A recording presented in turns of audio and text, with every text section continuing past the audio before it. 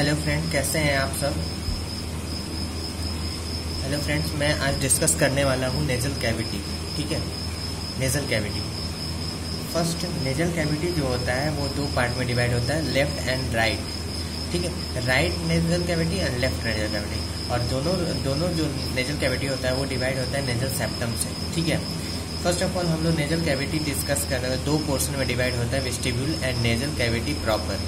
ठीक, वेस्टिब्यूल जो होता है वो antero inferior part of nasal cavity होता है। नेजल कैविटी का एंटेरो इन्फीरियर पार्ट होता है।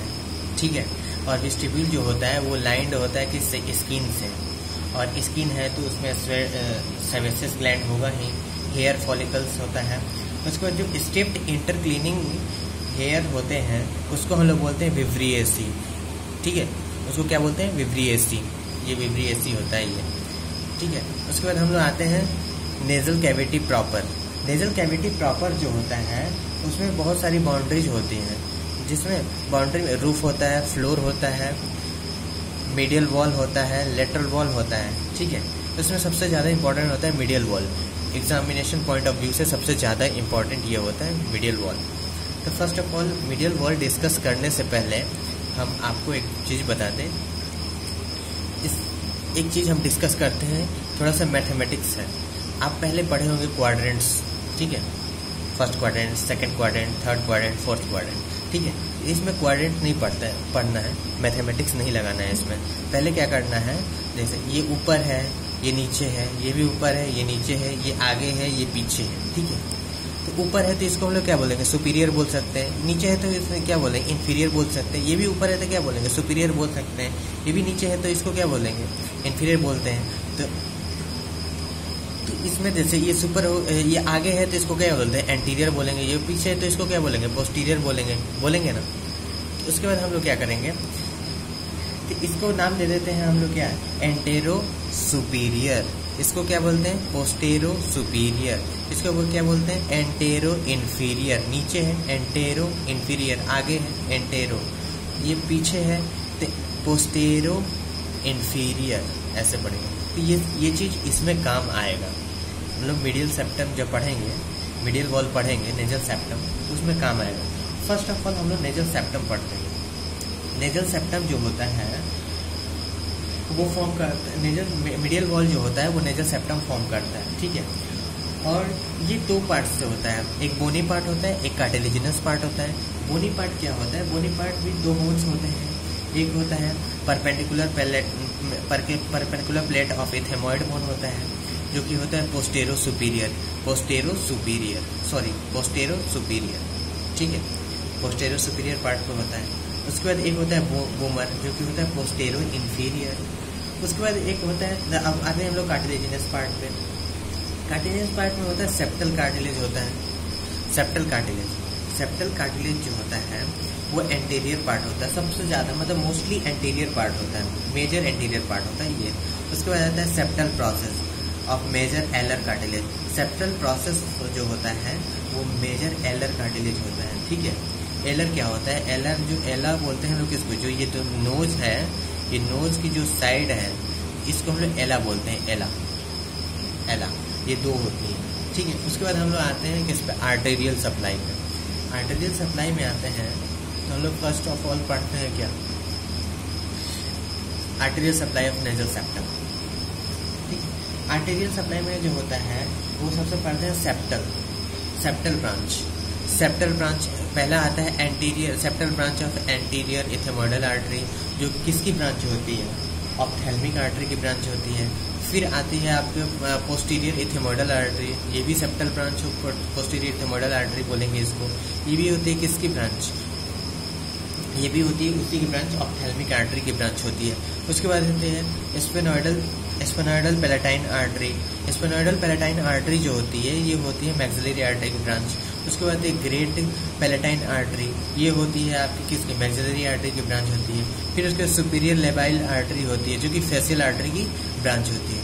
फिर ये सब आर्टरी जैसे एंटीरियर इथेमॉइडल आर्टरी, उसके बाद आता है स्पेनोपेलेटाइन आर्टरी, ग्रेट पैलेटाइन आर्टरी और superior labile branch of facial artery जो होती है वो आगे आके फिर एनास्टोमोसिस करती है। और ये एनास्टोमोसिस करती है तो इस एनास्टोमोसिस को हम लोग क्या बोलते हैं, ये जिस जगह पे एनास्टोमोसिस होती है ये होता है एंटेरियो इन्फीरियर पार्ट होता है। यहाँ इसको बोलते हैं हम लोग क्या, लिटिल्स एरिया। और लिटिल्स एरिया हमारे आगे चल के हम लोग इसको डिस्कस करेंगे किसमें, अप्लाइड एनाटॉमी में, ठीक है। उसके बाद आते हैं हम लोग नर्व सप्लाई पे। नर्व सप्लाई ऑफ, सॉरी यहाँ पे लेटरल वॉल मैंने लिख दिया है, ये लेटरल वॉल नहीं है, ये मीडियल वॉल है, ठीक है। लेटरल वॉल नहीं है, ये मीडियल वॉल है, ठीक है। नेजल सेप्टम लिख दो यहाँ पे, नर्व सप्लाई नेजल सेप्टम किसका, नेजल सेप्टम लिख दो। ये काट मीडियल वॉल भी लिख सकते हो और नेजल सेप्टम भी लिख सकते हो।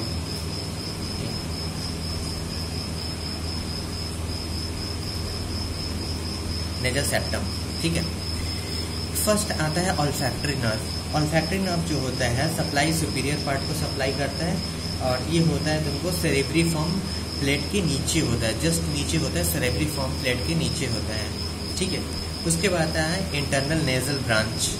इंटरनल नेजल ब्रांच जो होता है वो एंटीरियर इथेमोइडल नर्व होता है, जो कि ये किसकी ब्रांचेज होती है, ये ब्रांच होती है तुमको नेजोसिलियरी नर्व की ब्रांच होती है, और ये सप्लाई करती है किसको, ये एंटेरो सुपीरियर पार्ट को ये सप्लाई करती है। उसके बाद आ जाता है आपका नेजोपैलेटाइन नर्व। नेजोपैलेटाइन नर्व जो होते हैं वो फॉर्म होते हैं किससे, टेरिगोपैलेटाइन गैंग्लियन से फॉर्म होती है, और ये होती है पोस्टेरो इंटीरियर पार्ट होती है। ये सप्लाई किसको करती है, पोस्टेरो इंटीरियर पार्ट को भी सप्लाई करती है ये। फिर आता है जब आपका medial posterior superior nasal branch of pterygopalatine ganglion, ये भी किसको सप्लाई करती है, पोस्टीरियर पार्ट को ये भी सप्लाई करती है। उसके बाद आता है आपका एंटीरियर सुपीरियर एल्वियोलर नर्व होती है, जो कि एंटीरियर इन्फीरियर पार्ट होती है, ये एंटीरियर इन्फीरियर पार्ट को सप्लाई करती है, ठीक है। उसके बाद हम लोग आते हैं आपका अप्लाइड एनाटॉमी पे। अप्लाइड एनाटॉमी में फर्स्ट पहले पढ़ते हैं हम लोग इसका deviation of deviated nasal septum, DNS जिसको बोलते हैं सॉरी। डेविएटेड नेजल सेप्टम जो होता है वो इम्पॉर्टेंट नेजल एब्स्ट्रक्शन होता है, नेजल एब्स्ट्रक्शन होता है इसमें क्या होता है, नेजल सेप्टम में क्या होता है, डेविएशन होता है। और नेजल सेप्टम में डेविएशन कैसे आता है, या तो वो ट्रॉमा से आएगा या फिर आपको डेवलपमेंट में कोई एरर होगा, नेजल सेप्टम का डेवलपमेंट में कोई एरर होगा तो होता है। और इसके डिफेक्ट से क्या होता है, आपको ब्रीदिंग में प्रॉब्लम आएगी। उसके बाद आपको साइनोसाइटिस होगा। साइनोसाइटिस इज द मेजर, अगर किसी को साइनोसाइटिस है तो एक उसका ये भी होगा कि वो नेजल सेप्टम उसका डेविएट होगा तो साइनोसाइटिस हो सकता है, ठीक है, और हेडेक हो सकता है। उसके बाद हम लोग आते हैं किसमें, लिटिल एरिया। पहले आपको मैंने यहाँ पर डिस्कस कर चुके हैं। लिटिल एरिया जो होता है वो होता है एंटेरो इन्फीरियर पार्ट पे होता है नेजल सेप्टम के। और ये जो होता है इसमें होता है कौन कौन सी आर्टरी आती है, एनास्टोमोस होती है, इसको बोलते हैं, इसमें आती है anterior ethmoidal artery, sphenopalatine artery, great palatine artery, और आती है superior labial artery, branch of facial artery होती है, ये आके यहाँ पे एनास्टोमोस होती है। और इसी को हम लोग और क्या बोलते हैं, इसी को बोलते हैं कैसल बैक प्लेक्सस भी बोलते हैं, ठीक है, इसको हम लोग बोलते हैं कैसल बैक प्लेक्सस। और ये सबसे न्यूमरस पार्ट होता है अपने नोज का। जैसे आप नाक में उंगली डालेंगे तो क्या होगा, सेप्टम में क्या होगा, नोज ब्लीडिंग होने लगती है। नोज ब्लीडिंग क्यों होती है, ट्रॉमा हो जाता है, यहाँ पे बहुत सुपरफिशियल होता है, ये ट्रॉमा का चांस यहाँ पे ज़्यादा होता है, इसलिए इसी को बोलते हैं little areas. Okay friends, thank you, have a nice day.